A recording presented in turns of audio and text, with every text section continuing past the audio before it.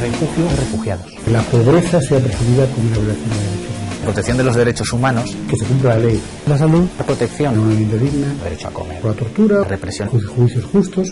La educación es básica. Que hay un problema de difusión. De comunicar. El derecho a ir a la escuela. El respeto de derechos humanos. Derechos humanos. El derecho a la igualdad. El Estado cumpla con sus obligaciones. La venta de los cupos de CO2. Al menos un juez que les ampare. Justicia universal. Catástrofes ambientales. La abolición de la pena de muerte. Gobiernos. La sociedad civil. Empresas transnacionales. Los derechos humanos, más allá de los discursos. La democracia es muy frágil.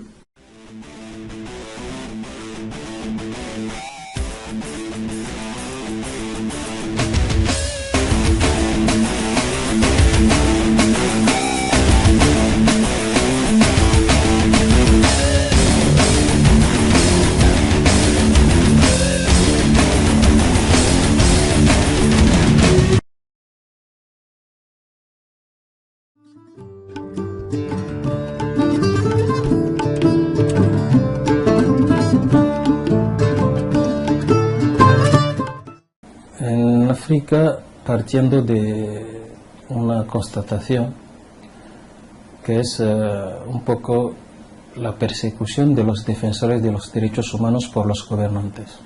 Que lo mejor era crear en los países relativamente seguros africanos lo que llamamos casas de acogida y de refugio para los defensores perseguidos. Y la experiencia, por ejemplo, logramos hacerlo fue 2007, a principios de 2007, hubo una revuelta estudiantil muy fuerte en Guinea Conakry y la represión que ya conocíamos cómo actuar fue intentar primero amenazas, represión física, y cuando ya no podía, el gobierno fue la exclusión de todos los estudiantes que lideraban el movimiento de la universidad, es decir, impedirles estudiar. Pero como ya teníamos nuestra red, aprovechamos de la red, que fue que había un país, Guinea hace frontera con Senegal, y fue simplemente sacarlos de Guinea hacia Senegal, y que los compañeros, la coalición nacional de Senegal les acogiera, les inscribiera en una universidad senegalesa para que siguieran estudiando. Eso es uno de los... es un poco basándose en las experiencias, ¿no? Porque yo soy de Togo, y en Togo, de forma cíclica, hay una violencia. Cada vez que hay elecciones, sabemos que hay violencia. La revolución de amnistía es que se cumpla la ley. Es algo muy sencillo y muy concreto, y se cumplan las leyes internacionales, ¿no? Trabajar para que acabar con la tortura, o a trabajar para acabar con la pena de muerte, o trabajar para que haya juicios justos, o trabajar para que la pobreza no se convierta en una trampa para violaciones, para personas que ven violados sus derechos, ¿no? Un mundo sin violaciones de derechos humanos. Y esta visión utópica, o que puede pensarse utópica, en realidad no tiene nada que ver con utopías, ni que tenga que ver con la legalidad. El problema es que en España, por ejemplo, el año pasado tuvimos el número más bajo de solicitantes de asilo, desde que tenemos ley de asilo, fueron 2.999, que es una cifra que puede llamar mucho o poco la atención, pero bueno, cuando se compara, cuando se dice que en Francia hay 40.000 solicitudes de asilo, cuando se dice que en el Reino Unido hay casi 30.000, cuando en Alemania son 20 y pocas mil, en Holanda 12.000, en Italia 17.000, en Grecia creo que eran otras 17.000, me puedo equivocar en alguna cifra, ¿no? 1.000 arriba, 1.000 abajo, pero más o menos dices, ¿qué pasa aquí que piden tan pocos, ¿no? Cuando suceden hechos como en el año 2006, que fue el año de los cayucos, que llegaron más de 32.000 personas procedentes del África subsahariana en Cayuco, solo 340 más o menos pidieron asilo, ¿no? ¿Por qué no piden asilo? ¿Qué pasa? Siempre habrá excusas, evidentemente, pero no deja de resultar extraño que España es un país que primero pide muy poca gente asilo, siendo el país que más flujos migratorios recibe en los últimos años en la Unión Europea, y además tenemos un porcentaje de concesión tremendamente bajo. El 95% de los casos, más o menos, se deniegan. En Francia se concedieron 11.000. Qué raro. O sea, en Francia no hay miedo. Aquí estamos siempre con el tema del efecto llamada, parece ser, ¿no? Cuando en el 2005 se concedió el primer estatuto de asilo a una mujer por violencia intrafamiliar por parte del marido y la familia del marido, fue un hito muy importante. Salió el ministro del Interior de aquel entonces a dar una rueda de prensa solo para eso, ¿no? Y felicitarnos todos pues por lo majos que somos y todo eso. El comentario soterrado que hay por debajo y el comentario que se puede escuchar luego en el Ministerio del Interior y tal, diciendo, ¿qué pasa? ¿Que ahora van a venir todas las mujeres maltratadas del mundo a España?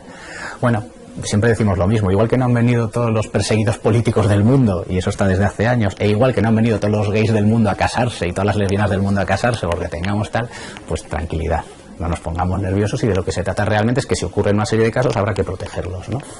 Pero suceden cosas que, por ejemplo, ¿no?, que pongan en duda y finalmente denieguen el caso de una mujer lesbiana porque no se crean que sea lesbiana porque tiene una hija.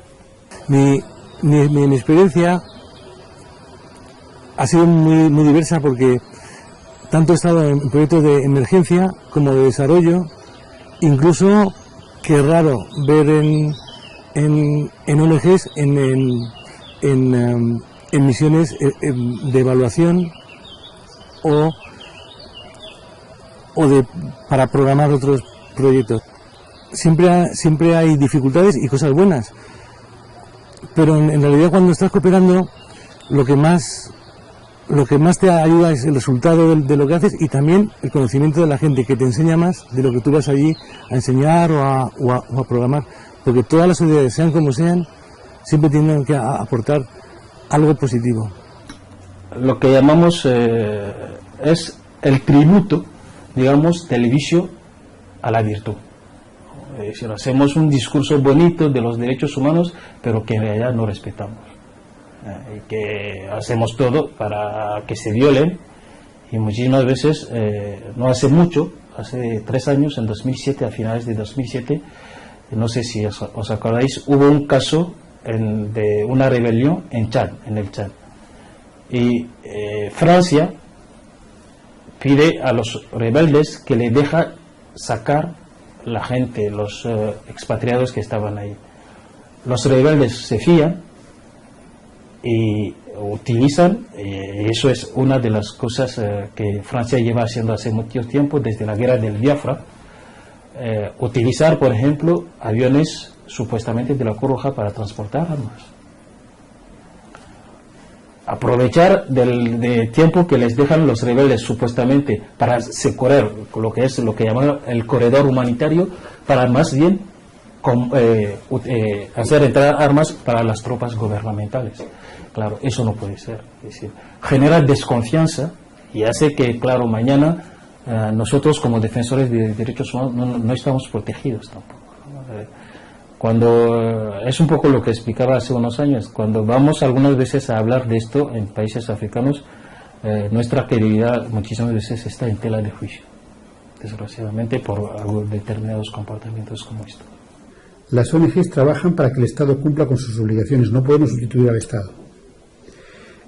Claro que la ayuda al desarrollo es importante, pero no hay que quitar la responsabilidad al Estado de Sierra Leona si no da gratuidad a las mujeres que mueren al dar a luz. Por un lado, no podemos sustituir al Estado, ese es el objetivo común. Segundo, el Estado tiene que cumplir los derechos humanos, todos ellos, aunque nos especialicemos en algunos. Y tercero, yo creo que desde el punto de vista de Amnistía Internacional, la independencia económica, política, es fundamental con respecto al Estado y a las empresas.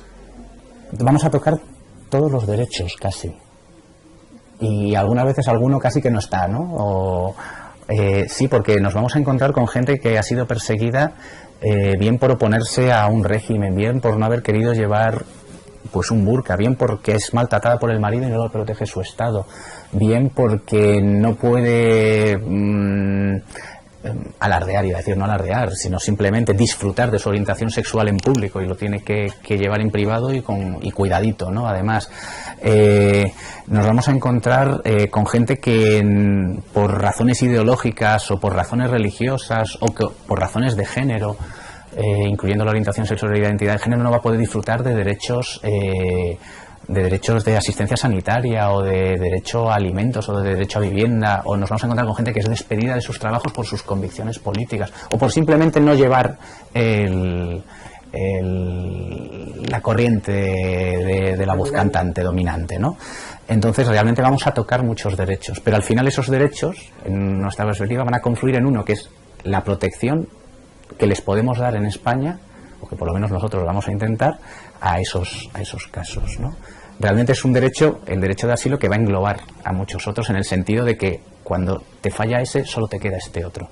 Cuando ya no puedes llevar una vida digna en tu país. Es decir, cuando el resto de tus derechos han sido violados, solo te queda la posibilidad de buscar protección en otro país. Entonces es pues ya no creo que sea una invención mía ni tal, pero bueno, es el último derecho, es el derecho para una persona que no puede encontrar protección en el país que le debería proteger, cuando además en ocasiones es ese propio país el que le persigue, ya no solo que no encuentre protección, ¿no? Pero claro, con ese derecho vamos a tocar muchos otros derechos, o por lo menos vamos a tocar violaciones de muchos otros derechos. Si bien históricamente, hablando de históricamente como una historia breve, ¿no? El asilo siempre ha sido para derechos civiles y políticos. Estamos hablando, pues, de hecho, se le ponía la coletilla de asilo político, ¿no? A la gente le hablas de asilo y se puede confundir con una residencia de ancianos, y no sería la primera vez que sucede. Pero si ya hablamos de político, ya como que la gente le suena un poco más, pero realmente no es asilo político. O sea, el asilo, según la Convención de Ginebra, que es donde se basa, del año 51, se basa en 5 motivos, ¿no? Uno de ellos es los motivos políticos, pero otro es motivos religiosos, motivos de grupo étnico, distinta nacionalidad o grupo social determinado. No se habla nada de género, como se puede ver, no se habla nada de otras circunstancias, pero el género históricamente en los últimos años se ha metido en lo que se llama grupo social determinado. Es decir, hay varios motivos para pedir asilo, no solo el político, aunque históricamente, y en España concretamente, estamos hablando de violaciones de derechos civiles y políticos. Las violaciones de los derechos económicos, sociales y culturales están muy lejos todavía de ser protegidas. De hecho, hasta este año todavía no había un comité del Pacto Internacional de Derechos Económicos, Sociales y Culturales, y ahora tengo mis dudas, no sé si estará en funcionamiento todavía. Es decir, que todavía no se pueden promover denuncias contra los estados por violación de estos derechos, ¿no? Y hay represión de los defensores de los derechos humanos, y aquí nosotros en Defensores no son solo especialistas de derechos, tenemos periodistas, es una amplia gama de gente, ¿no? Y tenemos al lado países como Ghana o como Benín, que son países un poco más democráticos, más estables, y cuando ocurre esto, pues los compañeros en estos países tienen capacidad para acoger los otros, ¿no? La dificultad es que hay que salir del país, y en la Declaración Universal de Derechos Humanos existe, creo que era el artículo número 13, es el derecho a salir del país, pero aunque parezca una tontería, lo que no se reconoce es el derecho a llegar. Salir del país es muy complicado. A nosotros nos puede parecer medianamente sencillo porque, bueno, con un pasaporte casi viajamos a cualquier país del mundo, ¿no? Pero realmente es algo muy, muy complejo. De hecho, el 90%, más del 90% de las personas refugiadas en el mundo están o bien en sus países de origen, desplazándose internamente, porque no han podido salir, no pueden atravesar las fronteras, o bien en los países vecinos. Nos dimos cuenta de que ante una persecución muchísimos defensores de los derechos humanos no tenían dónde resguardarse. Tenían que mirar hacia los países europeos o occidentales en general. Y es difícil en una situación, por ejemplo, en un país como Liberia, donde lo más cercano que uno tiene a mano es un país vecino, fronterizo como Costa de Marfil o como Guinea, que está al lado, es lo más cercano, ¿no? Claro, y es más difícil encontrar en este momento poder ir a una embajada, conseguir un visado o no sé qué antes de salir. Amnistía tiene una campaña que se llama Exige Dignidad, que fundamentalmente lo que busca es que 2/3 de las víctimas de violaciones de derechos humanos que están fuera de la ley, que en el sentido de que no tienen acceso a la justicia, que son las personas que no tienen acceso a la salud, o acceso a la educación, a una vivienda digna o a la alimentación, tengan un juez que les ampare. El primer tema es que primero la gente no llega. Y segundo, cuando llega hay que dejarle pedir asilo. Parece una obviedad, pero no todo el mundo sabe que puede pedir asilo. Tendemos a cada vez generar más restricciones de derecho. La famosa directiva de la vergüenza, por la cual en España ha aumentado ya el internamiento a 60 días, pero en Europa puede ser hasta año y medio. Y todos nos congratulamos diciendo, pero es que antes había países donde era indefinido, diciendo, mire, qué bien. Cuando hablamos de la carga de los refugiados o cuando los países europeos se preocupan porque si vienen muchos o vienen pocos, estamos hablando de un número ínfimo de personas. Yo no soy un valiente y la verdad es que no tengo por qué pasar una serie de cosas, pero si no hay otras personas, pues debes hacerlas. Algo pasa y evidentemente la administración española no es ajena. Así lo denunció Gabriela Pizarro, que fue relatora de Naciones Unidas. O sea que no estamos hablando ni de ONGs de tal tendencia o de tal otra, ¿no? En el informe que hizo en el 2004 sobre la situación de los trabajadores, bueno, de las personas extranjeras en España. Ella se reunió con la administración, con la Oficina del Defensor del Pueblo y con las organizaciones, y la conclusión a la que llegó era que la situación española necesitaba una mejora muy fuerte, y parte de la mejora tenía que ver con la formación de los propios agentes de policía.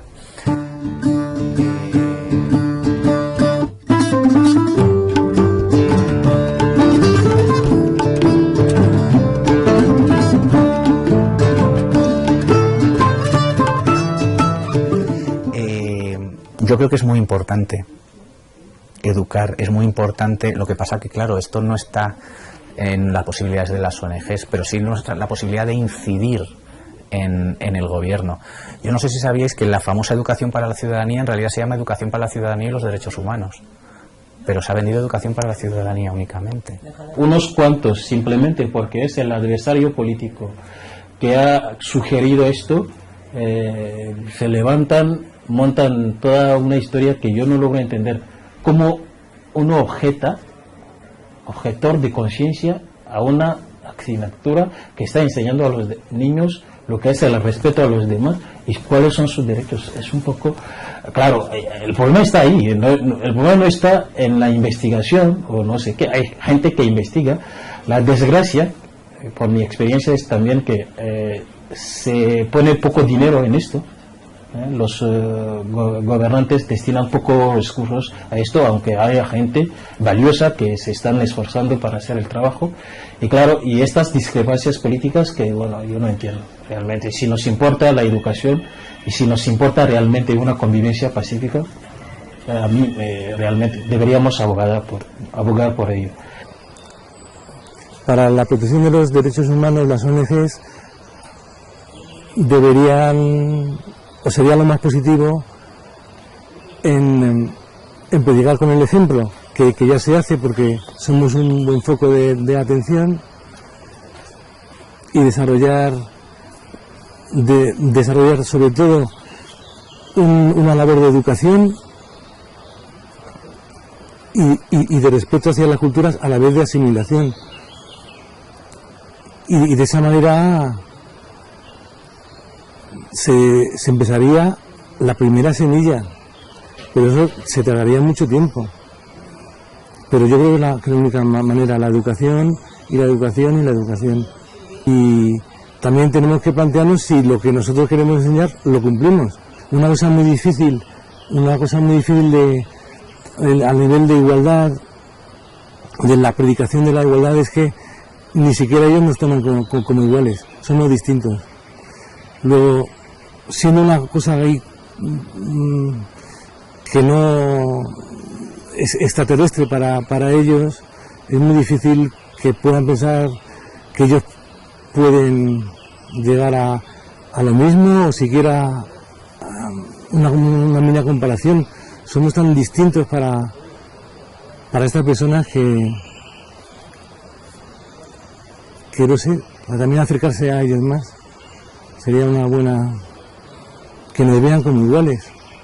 Que no ocurre, es una cosa increíble, pero... Tenemos que ser conscientes que tenemos que mandar un mensaje, el que sea, el que consideremos, seguramente será correcto, o correcto por lo menos, o tendrá una base correcta, o merezca la pena que sea transmitido. Pero tenemos que ser conscientes de que queremos llegar a algo. En el caso africano, que la observación que hicimos es que es un mensaje que no llega a la mayoría de la gente. Porque África tiene un problema, es lo que llamo la dualidad de la sociedad. El Estado habla una lengua, un idioma determinado, y la sociedad habla otros idiomas, ¿no? Por ejemplo, en el caso de mi país, el Estado habla francés, pues la mayoría de la gente no habla francés. Y los textos de los derechos humanos, de la Declaración Universal y todos los demás nos vienen en francés. Así que hay un problema de difusión.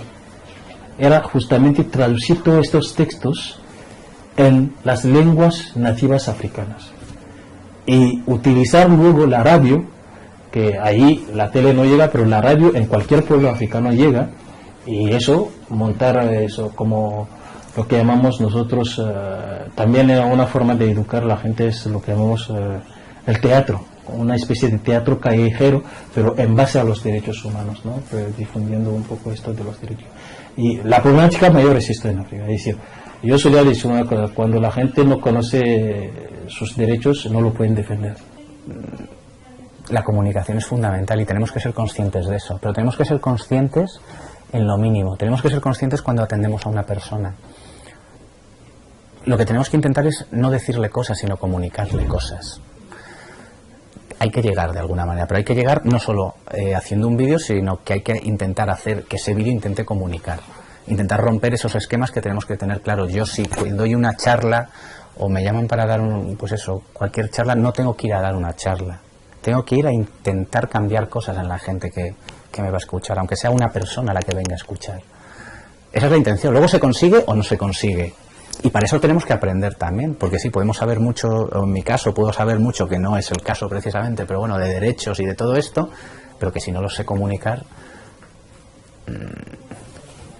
muy bien, diré algo súper erudito, que le encantará seguramente al catedrático de turno. Una movilización de gente por gente, no cosas abstractas, no lenguaje obtuso y difuso, sino realmente avance, lenguaje claro, víctima concreta, y cuando hay buenas noticias, porque hay buenas noticias también, hay que comunicar a la gente. Porque si no lo comunicas a la gente se desespera y piensa que no sirve de nada su granito de arena. Y yo te digo, yo he visto y yo conozco que muchos granos de arena de verdad hacen una montaña insoportable para los gobiernos. Es así. A veces no, pero muchas veces sí. También es muy importante el proyecto en el que trabajas, si está bien hecho, porque a veces es inefectivo por mucha voluntad que se tenga. Entonces hace falta una profesionalidad para enfrentarte a cosas que siempre vienen inesperadas, ¿no? Entonces, claro, se pierden mucho simplemente porque los financiadores solamente te piden un proyecto sin ayudarte a crearlo. Y también la falta de experiencia. Hay más entusiasmo que formación. Es decir, hay gente con ganas, dispuesto a dar su vida para defender esto que creen que es justo, pero muchísimas veces les falta herramientas técnicas a la hora, por ejemplo, de hacer un informe sobre violaciones de los derechos humanos. Entonces hace falta un poco de pues saber que la cooperación, que eso te ayuda mucho, porque no solamente llegar y curar en mi campo, sino que hay muchas cosas que están al margen, pero no están al margen, están dentro, que te afectan y no sabes hasta que llegas. Y si no hay un buen proyecto, pues aunque quieras no te va a funcionar. Y eso te pasa en todos los países, incluso en el nuestro propio, que hay muchos proyectos que no van bien. Solo no puedes abarcarlo todo. Mejor que la gente conozca su derecho, que empiecen a defenderse, y tú al último ya pondrás la última guinda. Me hace falta un poco de flexibilidad, porque hay muchos derechos humanos que se están pisando, pero a la vez tienes que permitirlos en cierta manera para que tu objetivo funcione.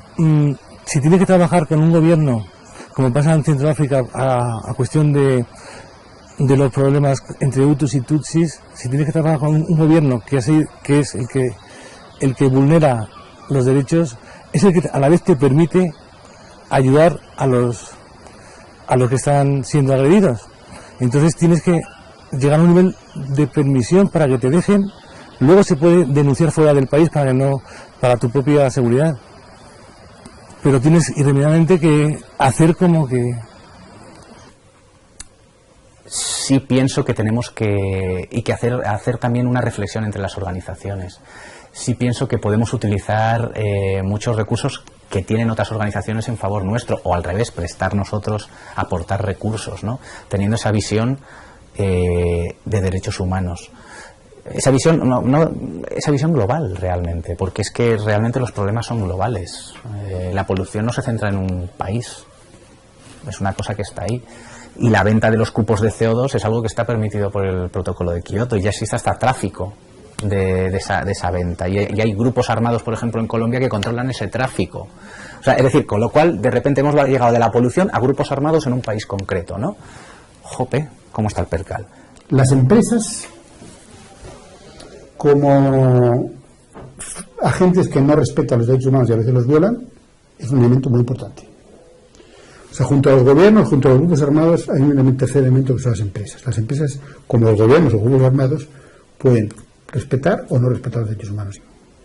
Y hay todo un ámbito nuevo que hay que trabajar, porque las empresas tienen una influencia tremenda sobre los derechos humanos. Espero que no haya discusión, positiva o negativa.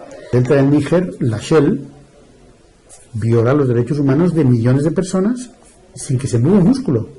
Hay que ir a la raíz, que son las personas. Pero se está ahí, no porque realmente estoy convencido, sino porque es una manera, lo que llamamos un ganapán, ganarme el pan. Eso no. Y resulta que muchísimas veces hay eso. Yo me he encontrado con gente así y realmente es, para mí es doloroso, porque yo soy de los, y a mí he tenido un problema, pues que encima me ven como alguien muy crítico con los derechos humanos, pero es así, es decir, si yo quiero esto, tengo que ser crítico con ello. Yo soy muy crítico con lo que llamo muchísimas veces la filantropía hegemónica, es decir, que realmente lo que nos importa no son los derechos humanos, sino no dejar el campo al otro. Y bueno, y hay unas peleas que te dices, bueno, si realmente lo que nos importa son los derechos humanos, hay algunas peleas que no entiendo entre organizaciones y entre gente que están ahí, y bueno, hay como peleas de liderazgo, yo he hecho esto, eso enmaraña un poco, embarulla un poco el campo, y yo tengo realmente, por ejemplo, estos momentos estoy un poco retirado, ¿no? Un poco por eso, porque hay algunas cosas que no me han gustado. Los gobernantes no rechazamos, pero la idea nuestra es eso, es una iniciativa de la sociedad civil africana, y lo que más necesitamos y con quien más nos entendemos es justamente con otra sociedad civil, es decir, la sociedad civil europea o española. Pero la experiencia es que la gente se moviliza por gente se moviliza por gente con nombres y apellidos. Y cuando tú dices que realmente hay 6 niños en Gaza que no tienen acceso a médico porque Israel cierra las fronteras, con nombres y apellidos la gente se moviliza. Cuando hablas de que una pena de muerte es inminente para tal persona, la gente se moviliza. Por lo tanto, yo creo que, hay unas ganas y unas facilidades que hoy da el mundo tecnológico de movilización que debemos aprovechar. Tenemos que plantear si realmente se respetan los derechos humanos en España cuando hace 3-4 años se devuelve un autobús con 75 subsaharianos a Marruecos, sabedores todos que les iban a abandonar en el desierto. Exigir un poco que, más allá de los discursos, que veamos algo más serio y más concreto. Es decir, yo solía decir algo cuando llegué aquí al principio, ¿no? Es fácil decir a los africanos vayan a votar cuando no tienen nada en la barriga. Es decir, eso es viejo, yo no invento nada, ¿no? Ya lo decían los romanos más bien en su momento, primum vivere dende filosofare. Una persona con una barriga vacía, no le pidas que vaya a votar. Es decir, ¿qué significa esto realmente? Y el problema es esto, ¿no? Es decir, que nuestros políticos al nivel mundial se ha quedado en un estilo que es decorativo. Celebramos elecciones cada tal tiempo, amañado o no, pero que realmente no se traduce en nada concreto. Exigir a nuestros gobernantes que, bueno, a la hora de hacer su política exterior, que tengan como guión, que guíe todo lo que hacen los derechos humanos, es decir, seamos coherentes. Hay que exigir esto a nuestros dirigentes, ¿no?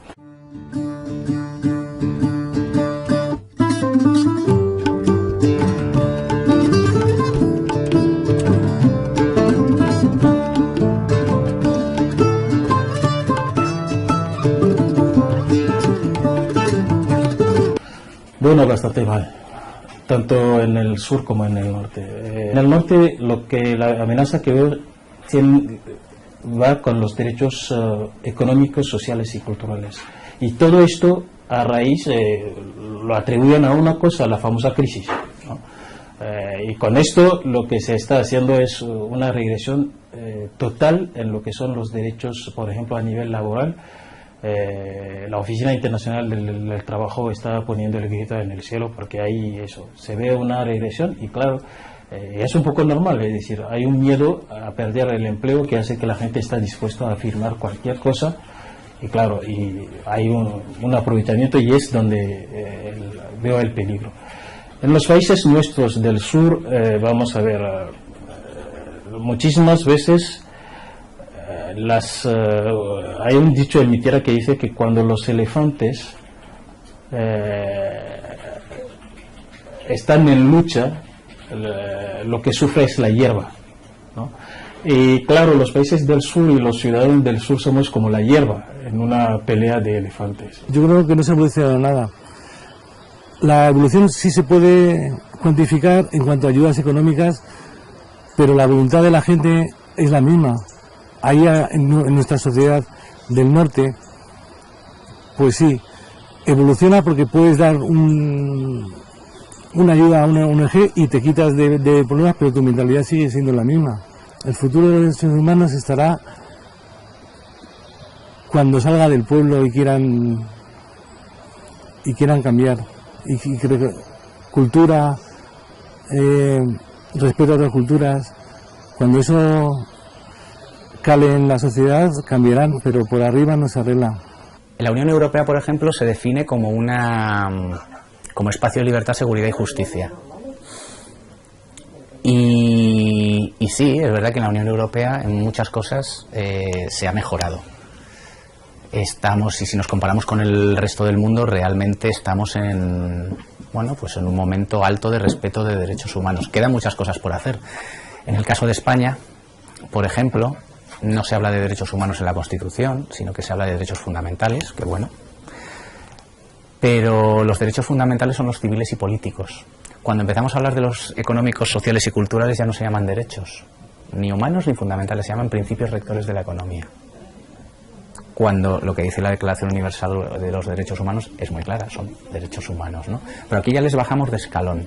Habría que plantearse incluso si la Constitución está de acuerdo con la Declaración Universal de Derechos Humanos, que para mí no lo está. Lo que nos tenemos que preguntar como Unión Europea es si cumplimos con nuestras obligaciones a la hora de otorgar protección a aquellos cuyos derechos han sido violados fuera de la Unión Europea, incluso dentro de la Unión Europea, porque podríamos hablar de gitanos en Rumanía, podríamos hablar de gitanos en Eslovaquia, podríamos hablar de colectivo LGBT en Polonia. Es decir, que no estamos más allá de casos puntuales que pudiera suceder en tal o cual país, ¿no? Pero ya no solo eso, nos tendríamos que preguntar si nuestras acciones como Unión Europea generan violaciones de derechos humanos en otras partes del mundo. Claro, está muy bien decir yo estoy muy cómodo, mis derechos humanos se respetan, pero si no se respetan los de los demás, algo falla. Y si mi nivel de derechos humanos o de protección de protección de esos derechos tiene que ver con el nivel de desprotección de otros, algo falla también. Y esas son las preguntas que cuando nos miramos el ombligo y nos creemos todos tan orgullosos de todo nuestro vivir, no nos hacemos. ¿Cuántos años llevamos? A ver, si en crisis ya estaba, ¿no? Ya estábamos. ¿Cuántos años llevamos con 1.000 millones de personas en hambruna, en situación de hambruna? 1.000 millones de personas en el mundo, un sexto de la población mundial, con 2.000 millones de personas con menos de $2 por día. Nos tenemos que preguntar si entrar en la guerra de Irak o provocar, porque en nuestro caso participamos en el comienzo, la guerra de Irak o la invasión de Afganistán o lo que sea, genera violaciones de derechos humanos. Y si luego nosotros además otorgamos protección. No creo que haya que bajar el nivel de protección de derechos humanos aquí para subir los demás. Lo que sí creo es que nuestro nivel de bienestar económico sí tiene que ver con las violaciones de derechos humanos en otros países. Y nuestro bienestar económico se basa en decisiones políticas que tienen que ver bien con gobiernos, con instituciones de la Unión Europea o con empresas transnacionales. Y ahí es donde está la clave. Realmente yo no creo que ahora estemos mejor que hace 20 años. Si vemos la situación de España, sí, España es posible que esté mejor, pero España no es el mundo. No creo que estemos mejor. Todo lo contrario. Ahora tenemos más posibilidades, tenemos una concepción más global del mundo, somos más conscientes de esa posibilidad de globalización y tendríamos que poder hacer más cosas, y los gobiernos deberían poder hacer más cosas y no lo hacen, con lo cual defrauda mucho más todavía. La evolución de los derechos humanos hay claroscuros. Los grandes avances se han dado contra la pena de muerte. Estamos hablando de que hay 141 países que han abolido, es decir, ¿quién hubiera pensado hace 100 años, cuando apenas había 3 estados que no tenían la pena de muerte y todos los demás la tenían, que se iba a producir esa evolución? En segundo lugar, excepto en España y algún otro país, grandes avances en justicia universal. Es decir, los peores criminales del mundo son los que están ligados a estados o a grupos armados. Y estos criminales durante años se han beneficiado de la impunidad. Bueno, pues ahora hay tribunales penales internacionales, tribunales ad hoc como la Yugoslavia y Ruanda, gente encausada por ejemplo, reclutar niños soldados, países como Argentina, como Chile, que mantienen a militares presos o procesados por los crímenes que cometieron. Por tanto, hay un gran avance. En España, desgraciadamente, no. En España vamos en la línea opuesta. En España no logramos leer la página del franquismo y la guerra civil para superarla, no la leemos, a diferencia de otros países, y además, para los crímenes internacionales, nos encanta la justicia universal cuando queremos perseguir a terroristas, pero no cuando queremos perseguir a criminales ligados a los estados. Pero en ese contexto, los avances son justicia universal y la abolición de la pena de muerte son grandes. Creo que los dos principales retrocesos tienen que ver todavía con los conflictos armados. Los conflictos armados siguen siendo devastadores por una buena parte de la población, o son olvidados, como en el caso de varios conflictos en África, o no se quieren resolver, como el conflicto de Israel, territorios ocupados, con grupos armados palestinos. Y los otros dos lugares donde todavía hay que hacer mucho trabajo es tortura siendo la más clandestina de las violaciones de derechos humanos. Es difícil que los estados reconozcan que se están cometiendo. Por tanto, y toda la guerra contra el terrorismo nos ha llevado a justificar limbos en donde se torturaba a placer, y esto es muy grave, y todavía tenemos que recuperar esa parte, y la pobreza, porque la pobreza todavía está secuestrada por la economía. O sea, nadie piensa que a ningún gobierno se le ocurriría decir: nosotros en nuestro país los policías torturan porque tienen bajos salarios o porque no tienen formación. ¿Qué me está usted diciendo? Digamos, pues claro, es un elemento que contribuye, pero nada lo justifica. Y en cambio, en el ámbito de la pobreza, la discusión es: bueno, hay gente que no tiene acceso a la salud, a la educación y vivienda porque no tengo recursos. Y eso significa que estamos todavía en el ámbito de la economía. Por lo tanto, la pobreza como violación, en el marco de violación de derechos humanos, todavía necesita ser revisada y trabajada. Entonces, pobreza y tortura y conflictos armados quizás son las asignaturas pendientes todavía. Primero, el futuro no está escrito. Esto es importante, porque depende de muchos factores. Y que el futuro sea mejor o peor depende de 3 factores fundamentalmente. Uno, que consolidemos los avances. Es decir, la democracia es muy frágil y por lo tanto los avances significa que avancemos en la abolición de la pena de muerte, que pensemos que solo hay 5 o 6 países que ejecutan hoy el 95% de los ciudadanos de este planeta. El segundo elemento fundamental es que no hay impunidad. La impunidad carcome las sociedades. Por lo tanto, cuando hay un crimen terrible y no se halla el culpable, se carcome la sociedad. Una sociedad como la de México, en donde el 97% de los crímenes quedan impunes, eso carcome una sociedad. Pero la impunidad también se refiere a que el que la hace la paga dentro del Estado. Por tanto, si logramos fortalecer la lucha contra la impunidad, que haya mecanismos legales que los responsables comparezcan ante la justicia, que haya tribunales independientes, jueces realmente que se atrevan a juzgar, y marco internacional y justicia universal, yo creo que el futuro va a ser mejor. El tercer elemento tiene que ver con la sociedad civil. Yo creo que la sociedad civil en los últimos 60 años ha evolucionado enormemente, sobre todo en los países del sur. Hay una sociedad civil mucho más independiente, es un auténtico freno o tope a los abusos del poder. Pero esa sociedad civil necesita ser protegida para que no la maten los defensores de derechos humanos, y por otro lado necesita avanzar en su independencia en el sur y en el norte. Una organización independiente, una asociación independiente coordinada, capaz de movilizar a muchas personas, lo decimos desde el punto de vista de Amnistía, es insoportable para los gobiernos, incluso aquellos con mayor récord de violación de derechos humanos.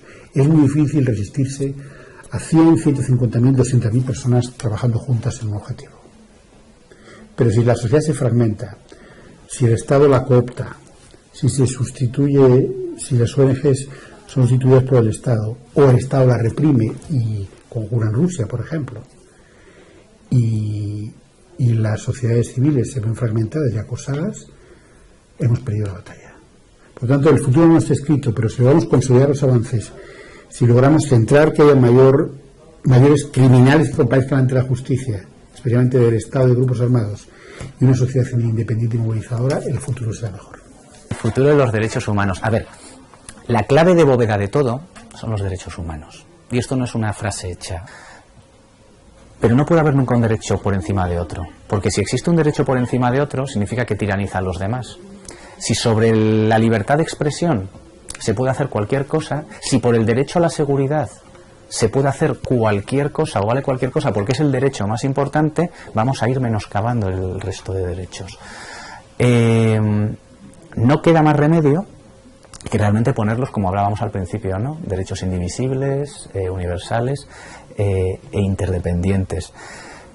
Si nosotros utilizamos solo un derecho y el de la seguridad se está utilizando como justificación de todo, vamos, como decíamos antes, a menoscabar los otros derechos, con lo cual no vamos a avanzar en eso. El derecho a la seguridad en realidad se consigue cuando se respetan todos los derechos. Cuando yo tengo acceso a un juicio justo, cuando yo tengo libertad de expresión, cuando tengo acceso a un trabajo, cuando tengo acceso a la educación, cuando tengo acceso a una atención sanitaria, se está realmente consiguiendo mi derecho a la seguridad. No hay principales derechos humanos ni secundarios. Todos son iguales. Por lo tanto, no hay generaciones de derechos, no hay primera, segunda y tercera división. Y el ejemplo más claro es, por ejemplo, cuando una familia, como yo he visto, es desalojada forzadamente de su casa en Angola o en Guatemala y los golpea la policía, les quema sus cosas. Eso es una violación de derechos humanos, con tortura, con malos tratos, con uso excesivo de la fuerza, pero al mismo tiempo es una violación de derechos humanos el no tener una vivienda digna, el no ser realojados en un lugar con niños, en el que no se ocupen de los menores del Estado. Por lo tanto, va todo interrelacionado. No hay derechos fundamentales ni secundarios. Por lo tanto, son todos iguales, todos tienen el mismo valor, pero eso sí, algunos tienen la protección de un juez, o pueden tener la protección de un juez, y otros todavía están en que no tienen protección de un juez ni la gente puede defenderse. La Declaración Universal de Derechos Humanos, que es como la gran constitución de la humanidad, están todos mezclados. No hay, es posteriormente los gobiernos que cuando quieren violarlos los trocean. Entonces, en la Guerra Fría, los gobiernos del ámbito occidental lo que querían es énfasis en los derechos civiles y políticos. Es decir, y entonces los fomentan. Los gobiernos de los países comunistas lo que querían es, como el Estado proveía para todo, los derechos civiles y políticos no tenían importancia, vamos a basarnos en salud, educación y vivienda. Pero eso es una mentira. O sea, precisamente, cuando hablamos de pobreza, si hablamos de libertad de expresión. O sea, y la gente más pobre es la que no tiene libertad de expresión, es la que más sometida a torturas y malos tratos, y al mismo tiempo falta de salud y educación. Por lo tanto, es una mentira. O sea, la mentira es que hay derechos de primera y de segunda o tercera generación. Van todos juntos como fueron al principio. Cualquier organización que trabaje con cualquier derecho en cualquier ámbito es una organización de derechos humanos. Una organización de derechos humanos no es solo una organización de denuncia de violaciones de derechos humanos. Todos estamos trabajando con los derechos humanos, ¿no? Aunque podamos incidir más en un tipo de derecho, en otro, o en un ámbito de ese derecho, en la cooperación, en territorio propio, donde sea, ¿no? De repente, organizaciones que no teníamos nada que ver y que trabajamos en ámbitos distintos, nos damos cuenta que no trabajamos en ámbitos tan distintos. De repente, las organizaciones que trabajamos a lo mejor con mayor intensidad, en este caso en España, en Europa, no estamos tan diferenciados de las que trabajáis fuera de España, fuera de Europa, porque estamos hablando de lo mismo realmente, porque las decisiones que se toman allí influyen allá, porque todo está conectado. Un proceso migratorio es importante tener en cuenta el país de origen, el país de tránsito y el país de destino, las motivaciones de las personas, el posible regreso de esas personas o no, la situación que se van a encontrar allá.